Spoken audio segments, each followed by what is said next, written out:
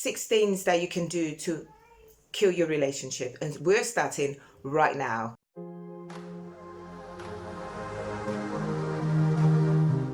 Hi, it's Cece and I'm back here again with another video, and today's topic is going to be so interesting.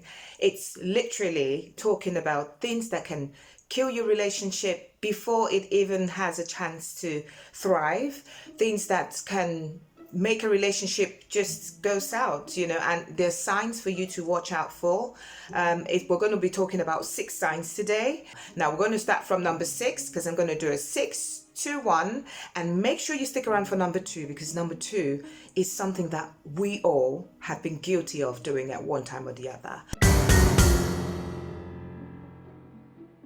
When you start a relationship, it's always filled with a lot of excitement, love bugs in your tummy. As the relationship progresses, sometimes we women find ourselves doing certain things that might kill it.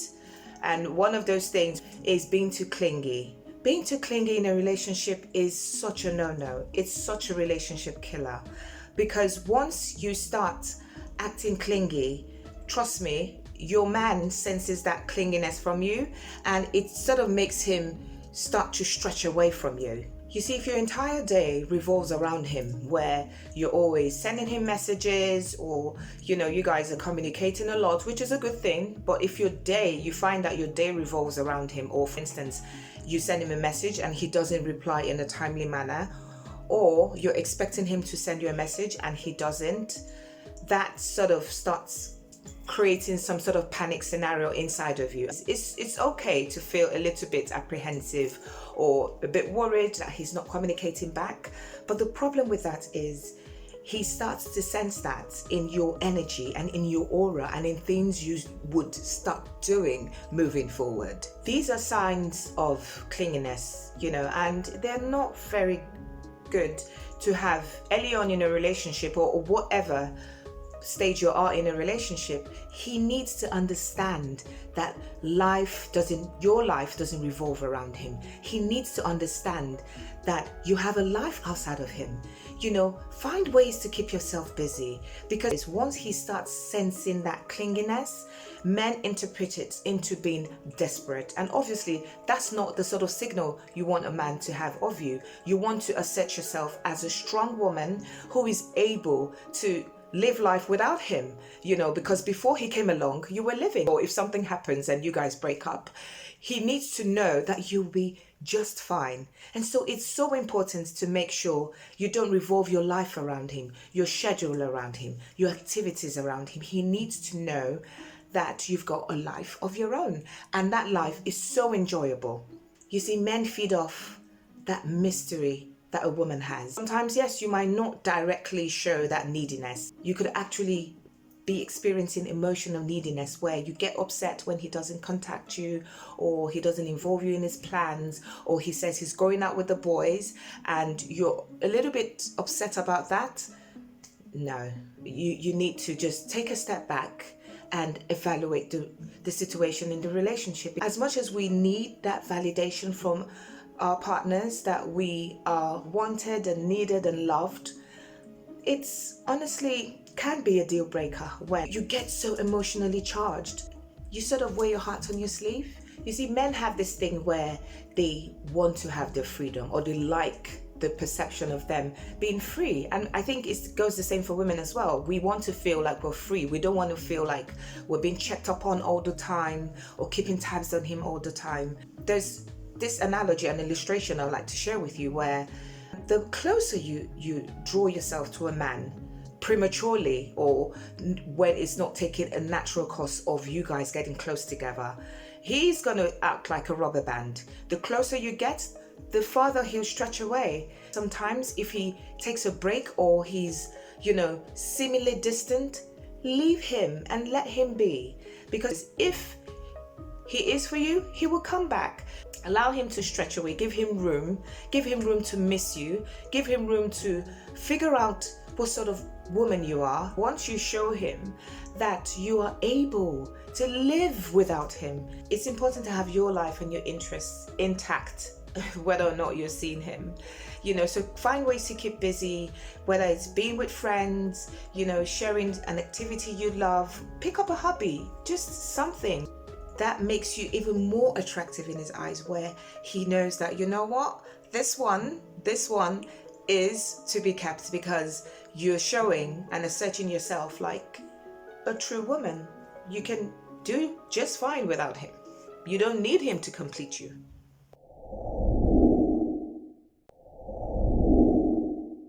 When our partners do things to upset us, we find ourselves giving him the silent treatment. And this, honestly, doesn't help either of you. It doesn't help you, neither does it help him.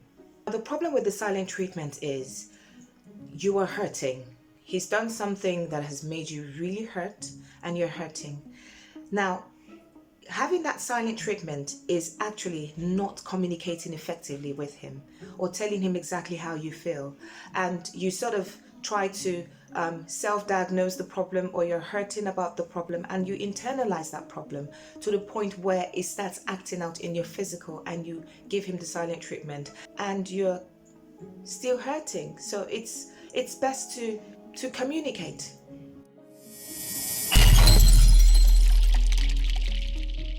Now, what does labeling your partner mean? When your partner does something to you, we tend not to focus on that thing that he did that upset you.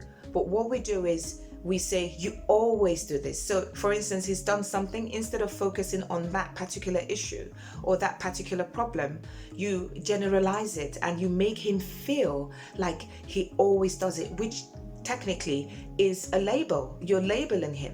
Rather than focus on the issue or the problem, it makes them defensive, where instead of saying, oh, I'm sorry for this that I did, he would be saying, but I am not like this.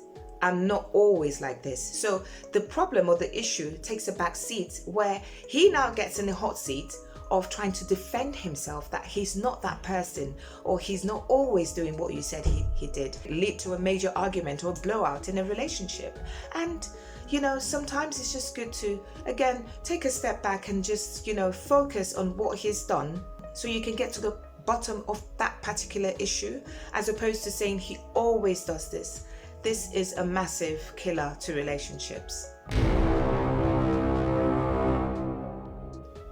I know it sounds like something that shouldn't be in a relationship, but it is real. Sometimes when you're scared of, or you're insecure in a relationship, it creates fear in your heart. It puts you in a situation where you start to fear, what if he walks out on you, or what if he leaves you, or what if you're not good enough for him? It starts making you question yourself. Now, the more you question yourself, the more you would sort of get in a space of negativity or negative energy. And this builds up to a point where it starts to affect your physical, it starts to affect your communication with him, it starts to affect, your peace of mind, it starts to affect how you feel when you're around him. So rather than focus on the fear, there are lots and lots of fears that we have when we're in a relationship, and these are just fears, because at the end of the day, it's something that, yes, there might be valid reason for you having that fear, but it is an emotion regardless. It is something that you've sort of created in your mind, which is not really happening, because the more fear that we feel in a relationship, the more insecure we grow, and the more it would ebb and eat away at our relationship, giving way or rooms to creating cracks in it, which would lead to you going your separate ways. So rather than feel fear, I say focus on self-development, where you focus on yourself and you recognize your fears and start to head on and overcome your fears when it comes to your man. When you're scared, it sort of takes over your mind, it takes over your being, and you start doing things that not you. You start doing things when you've calmed down, you'd even be surprised that, gosh, did I just do that? So you have to take control of it and cap it before it ruins your relationship. You have an argument or you guys have had a quarrel and he, obviously you guys are not talking to each other, and if you find yourself in a space where you are the one who always needs to make the first move towards reconciliation, or you are the one who always makes the first move to problem solving, then this is a big problem, because there are two people in this relationship. You can be wrong 100% of the time, and he also can't be wrong 100% of the time. And so this is where compromise comes in, where, if you have an issue or problem, the reconciliation move shouldn't always be one-sided. Both parties need to take responsibility of their role in the problem and find a way to reconcile. But if you find yourself constantly making the first move or constantly apologizing, then this is obviously not a good thing. We feed off each other's patterns, and if he notices that anytime there's a problem or an issue, you're always the first one to apologize, or you're always the first one to want to talk about it, or you're always the first one who wants to move forward, then he's going to feed off that. He's going to more or less make him relax, and he's always going to wait for you to do that. Not only are you shortchanging yourself, not only is your value diminishing in his eyes, you're basically killing the relationship, because he needs to also reach out. He needs to know that, I don't want to lose the love of my life, so I need to also reach out and apologize if it is his fault, and vice versa. So this can kill your relationship if you don't nip it in the bud. He needs to understand that if you have an issue, both of you need to work out the issues, but it can't always be one-sided. A lot of the times we don't even discuss with our friends, and we don't even discuss with people around us, which is what I said to you, that number 2 is something that a lot of us do. And we don't necessarily see this as a problem, because for you, once you make up with him, when you guys are back together, you don't really focus on how you made up or who made up first. So you need to take account, or if this sounds familiar, and watch things and then see if he's done something and he's wrong. He should step up to the plate and apologize and reconcile and make that whole reconciliation move. Now, the dangerous thing with this is it is manipulative. He would manipulate you to the point where you see him as your emotional fix. Temper. Sometimes we tend to flare up at our partners, and I think we all know what's coming. This is not good when you have such a bad temper that you just flare out and you just lash out at him.